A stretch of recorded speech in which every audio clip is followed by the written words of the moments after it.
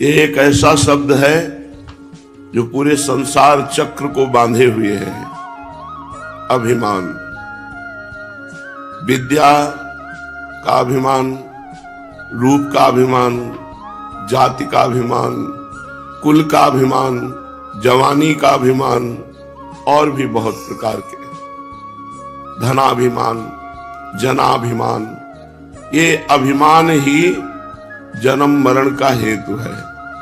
संस्कृत मूल सूल प्रद नाना सकल शोकदायक अभिमाना, ये कभी सुख प्रदान नहीं करता, ये शोक दुख भय यही प्रदान करता है।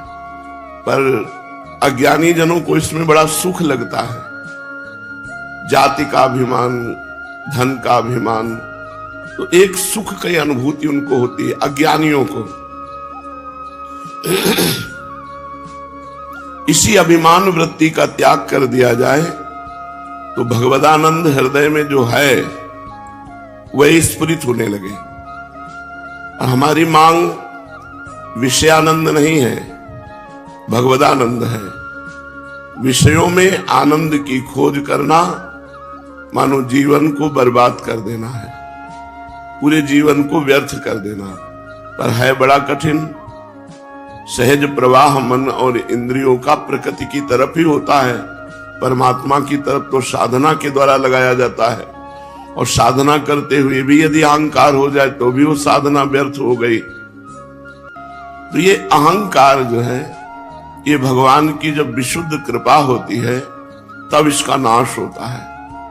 नाश दो प्रकार से होता है, एक ज्ञान का प्रादुर्भाव होकर अहंकार का नाश करना, और एक परिस्थिति, ऐसी परिस्थिति प्रकट कर देना सर्वनाश की लीला कि उसका अहंकार चूर चूर हो जाता है। अगर भक्त में कहीं थोड़ा भी अहंकार हो तो भगवान को बर्दाश्त नहीं होता। ताते करें कृपा निधि दूरी, सेवक पर ममता अति भूरी।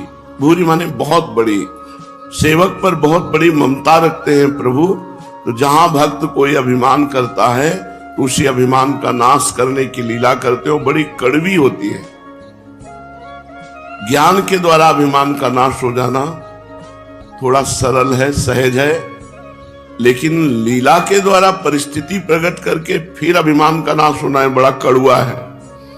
इतना कड़वा है कि देव ऋषि नारद जी ने भगवान अपने इष्ट श्री हरि को शाप दे दिया, जाओ जैसे मैं स्त्री के वियोग में दुखी हूं वैसे तुम दुखी हो, जो तुमने हमें बंदर का स्वरूप दिया वही तुम्हारी सहायता करे। देखो कितना अभिमान गिरा दिया कि अपने इष्ट को शाप दे दिया। हम जिनकी चरण रज की आराधना करते हैं उनको दुख देने की बात कह दी और प्रभु ने स्वीकार कर लिया।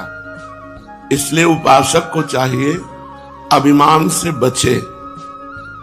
गुरु कृपा से अभिमान नष्ट हो जाता है। जब साधक अपने आप को गुरु के चरणों में समर्पित कर देता है तो उसका धीरे धीरे अभिमान गलित होते होते वो फिर देखता है कि भगवत कृपा से सारे कार्य हो रहे हैं, मैं नहीं कर रहा हूं। कर्ता और भोक्ता भाव हटा कि वो जीवन मुक्त अवस्था को प्राप्त हो जाता है। इसीलिए श्रीपाद प्रबोधानंद जी कह रहे हैं, जाति प्राण धनानियान्तु सुयशो राशि परीक्षीयताम् सद्धर्मा विलयम प्रयान्तु सततम सर्वैश्च निर्भर्स्यताम् आधिव्याधि सतेन जीर्यतु वपुर्लुप्तो प्रतीकारतः श्री वृंदा विपिनम तथापि न मना त्यक्तुम ममास्ताम मतिः। साधक को कभी शरीर संबंधी अभिमान करना ही नहीं चाहिए कि मैं अमुक जाति का हूं, मेरे पास इतना धन है, मैं इतना बलवान हूं, बुद्धिमान हूं, ज्ञानी हूं, बहुत साधन परायण हूं। ऐसे अभिमान को बिल्कुल त्याग कर देना चाहिए। शरीर संबंधी स्मृति का त्याग ही साधना है। हमको अपने शरीर की शुद्ध न रह जाए ऐसी भगवत स्मृति एक तार चले कि इष्ट के चिंतन में इतना हम डूब जाएं कि शरीर का चिंतन ही ना हो। यही साधना है। मैं किस जाति में पैदा हुआ हूं, मैं कहां पैदा हुआ हूं, मैं रूपवान हूं, मैं जवान हूं, मैं गुणवान हूं, धनवान हूं, बलवान हूं। यही अभिमान हमें भक्ति महारानी से बहुत दूर किए हैं। जैसे कोई रास्ते में जब कोई महान आता है तो फूलों के पावड़े बिछाते हैं, तो तुम्हारे हृदय में महान भक्ति पदार्पण करने वाली है और तुम अभिमान रूपी बड़े बड़े कांटे बिछा दो तो तुम्हारे हृदय में कैसे आएगी? विद्या रूप महत्व कुल धन जौवन अभिमान, सठ कंटक देखे जहां राहे न भक्ति निदान। जहां विद्या का, रूप का, कुल का, धन का, यौवन का, ये सब अभिमान रूपी कांटे पड़े हैं, उसके हृदय में भक्ति महारानी कैसे पधारे? सठ कंटक देखे जहां राहे न भक्ति निदान। फिर राहे न भक्ति निदान स्वांग सब नगर नारी के। नगर नारी कहते हैं वैश्या। बस वो वैश्या की तरह, जैसे वैश्या श्रृंगार करती है पर पुरुष से रमण करने के लिए, ऐसे वो भक्ति का स्वांग करता है विषयी पुरुषों को रिझाने के लिए। भरतार भगवान श्री हरि के रिझाने का उद्देश्य हट जाता है विषयी पुरुषों का, भक्ति का आडंबर करके, नाटक करके विषयी पुरुषों को रिझाने का, नहीं रिझवन भतार के। इसलिए उपासक इससे डरे। शरीर चिंतन, इंद्रिय मन के द्वारा भोग चिंतन, गर्व, घमंड, अभिमान, ये बहुत भक्ति में बाधक है। तो श्रीपाद कह रहे हैं कि श्रीधाम वृंदावन में मुझे अखंड वास करना है, अब जाति पक्ष को मिटा देना है। हमें ये नहीं देखना कि हम किस जाति के हैं। ये जाति पाति कुल कर्म धर्म व्रत संस्कृति हेतु अविद्या नासी। सेवक जी महाराज कह रहे सब अविद्या है। ये कोई सत्य विषय नहीं है। पीछे हम सुअर रहे, इस जन्म में मनुष्य बन गए, फिर आगे जाकर के बिगड़ जाएगी तो नाली के कीड़ा बन जाएंगे, भूत प्रेत बन जाएंगे, बढ़िया पुण्य बन गया तो देवता बन जाएंगे, और भजन बन गया तो भगवान को प्राप्त हो जाएंगे। तो कपड़े बदलते रहते हैं, आत्मा तो वही रहती, तो कपड़ों की क्या जाति। इसलिए जाति पक्षों को साधारण भाव में नहीं लाना चाहिए। और चाहे प्राण चले जाएं, अब अपने आराध्य देव की आराधना नहीं छोड़नी, प्राणों का मोह भी छोड़ देना चाहिए। प्राण के मोह में भूख प्यास, जीने की आशा, इनका त्याग कर दे। चाहे आज हमें बुला लो, चाहे 50 वर्ष बाद बुलाना, जाना तो हमें आपके पास ही है, तो हम तो आज ही तैयार हैं। अब आप देख लो कब बुलाना है। और रही प्राणों के पोषण की बात, तो जो आप व्यवस्था कर देंगे उसी में हम राजी रहेंगे। तो जाति, प्राण और धनानि, धन आदि, इसमें सब विषय आ जाते हैं। हमको वही विषय चाहिए जो प्रभु देते हैं। हमें किसी विषयी पुरुषों की चाटुकारिता करके, धनी मानियों के पीछे डोल करके उनसे भोग सामग्री एकत्रित करना, ये तो नरक का रास्ता है। बने तो रघुवर ते बने, बिगड़े तो भरपूर, तुलसी औरन ते बने, ता बनबे पे धूर। अगर बने तो हमारे इष्ट देव से। इष्ट देव कह रहे योगक्षेमम वहाम्यहम, मैं तुम्हारे योगक्षेम का वहन करूंगा, तुम तो निश्चिंत होकर केवल मेरा अनन्य चिंतन करो। अनन्य चिंतयन्तो माम, लाखों बार ये बात सुन चुके हैं, अनन्य चिंतयन्तो माम। क्या ऐसी स्थिति आ रही हृदय में कि अपने श्यामा श्याम के सिवा हम और कुछ सुनना न चाहे, देखना न चाहे, और किसी से कुछ पाना न चाहे? दे तो श्यामा श्याम दे। कैसे जानेंगे कि श्यामा श्याम दे रहा है? कैसे जानेंगे मेरा प्रभु दे रहा है? जब हम कोई कामना ना करें और अयाचक वृत्ति से अपरिचित व्यक्ति के द्वारा हमारी सेवा हो, तब समझना चाहिए भगवान से प्रेरित होकर कर रहा है। जथा लाभ संतोष सदा काहू सो कछु न चाहोगो, इससे धन का अभिमान, धन की प्रियता नष्ट हो जाएगी। जाति की प्रियता, प्राणों की प्रियता और धन आदि की प्रियता का नाश। जथा लाभ संतोष सदा काहू सो कछु न चाहोगो। यान तो सुयसो राशि परीक्षीयताम।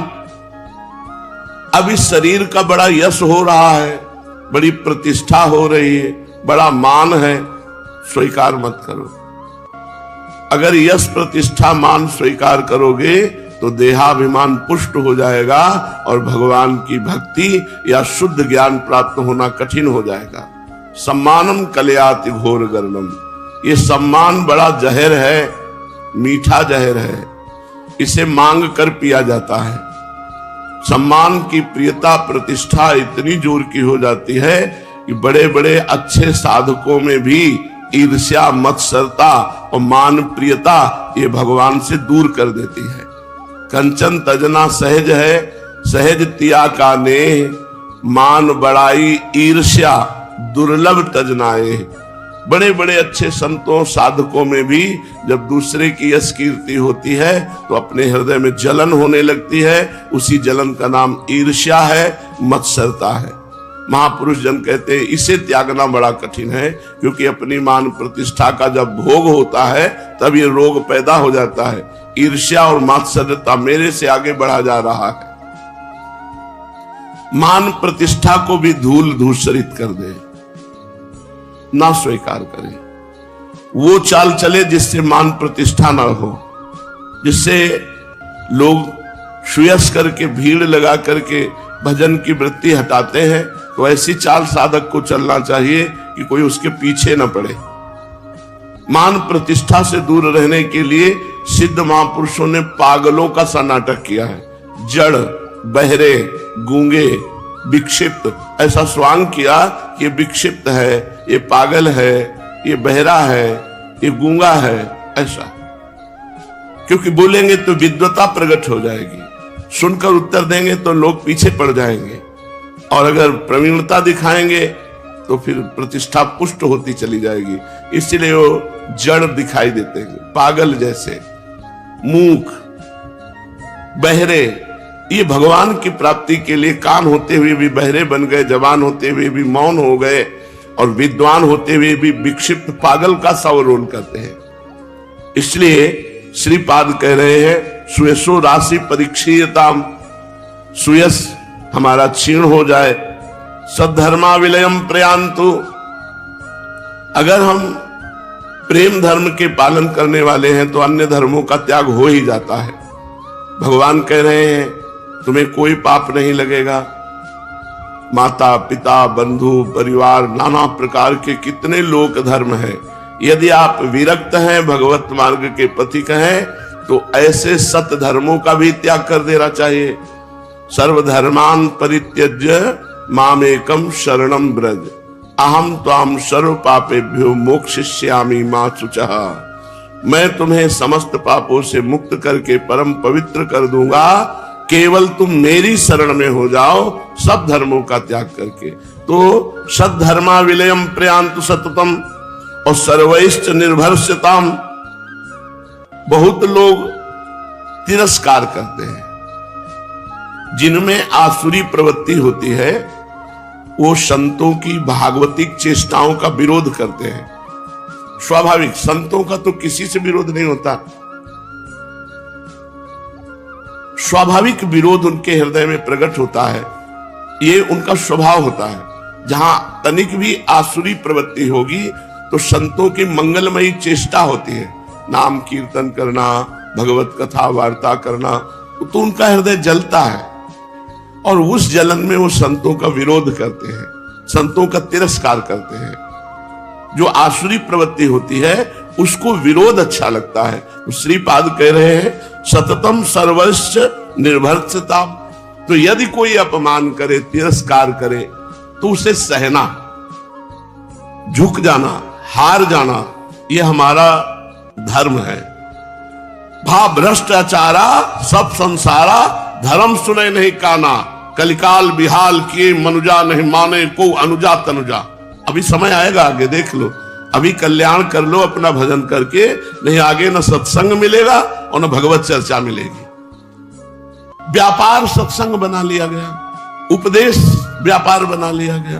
जो जो जो जो धीरे धीरे सत्य वस्तु का अपहरण होता चला जा रहा है, और जहां सत्य वस्तु होती उसका विरोध होता है। उनके द्वारा किए हुए अपमान और प्रतिकूलता को आनंद पूर्वक सह लेना, इस श्रीपाद प्रबोधानंद जी कहते हैं। सर्वैश्च निर्भरस्यताम, सब लोग मिलकर के यदि निंदा करें, सब लोग मिलकर तिरस्कार करें, तो भी अपने मार्ग में स्थित रहे, कभी विचलित ना हो। आधी बाहर दैवी प्रकृति के द्वारा जो कष्ट मिलता है उसे आदि कहते हैं। सर्दी है, गर्मी है, प्रतिकूलता है, तिरस्कार है, निंदा है, ये सब आदि के अंतर्गत आते हैं। और व्याधि शरीर के रोग के अंतर्गत आते हैं।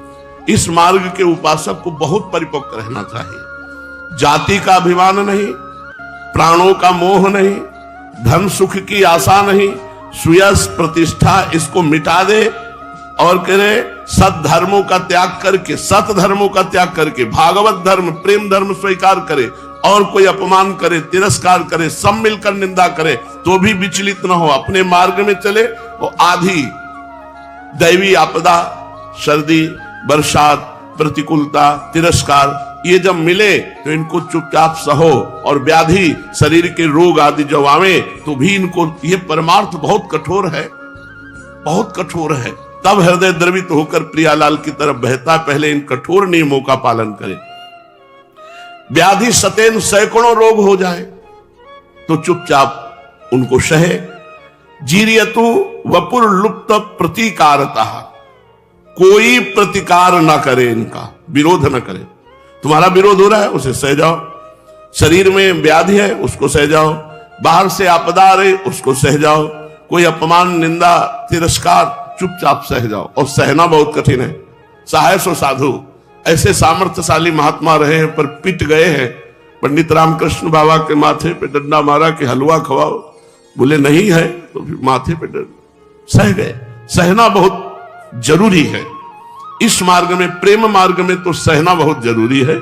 अगर जो जितना सह गया उतना ही वो महान प्रियालाल का कृपा पात्र बन जाएगा। इसीलिए कह रहे जाति को मिटा दो, प्राणों का मोह मिटा दो, धन के द्वारा प्राप्त सुखों का त्याग कर दो, मान प्रतिष्ठा का त्याग कर दो, सद्धर्मों का त्याग कर इष्ट में पूर्ण अनन्य हो जाओ। यदि सब लोग मिलकर तुम्हारी निंदा करें, अपमान करें तो उसे सह जाओ। आधि को सह जाओ, व्याधि को सह जाओ, और पूरे जीवन किसी का प्रतिकार मत करो। ऐसी व्यवस्था मत करो, अपने बल का प्रयोग मत करो कि जिससे तुम्हारा विरोध बंद हो जाए। नहीं, और विरोध होने दो और उसको सहो। जितना सहोगे उतना ही महान बनते चले जाओगे। रक्षति संसार भयात् सदोषो मप्यशेष देह भृद वृंदम वृंदावन मिति तेन प्रणितम तन्नौमि काननम किमपि। चाहे जितना दोष युक्त प्राणी हो, एक अपराध से बच जाए, केवल वैष्णव अपराध से, तो श्रीधाम वृंदावन उससे प्रिया प्रीतम की प्राप्ति करा देता है। रक्षति संसार भयात् सदोष, दोष युक्त है, वृंदावन वास करता है, पर वैष्णव संत जनों के चरणों में कोई अपराध नहीं करता। बस एक अपराध, संत वैष्णव जनों का कोई अपराध नहीं करता, तो श्रीधाम वृंदावन उसे निश्चित प्रिया प्रीतम की प्राप्ति करा देगा। वृंदावन मिति तेन प्रणितम तन्नौमि काननम किमपि। जो वृंदावन का आश्रय लिए है, प्रणत है, तो श्रीधाम वृंदावन चाहे जितना वो दोषी हो उसे परमानंद की प्राप्ति करा देगा, यदि एक अपराध ना बने, कभी वैष्णव अपराध ना बने।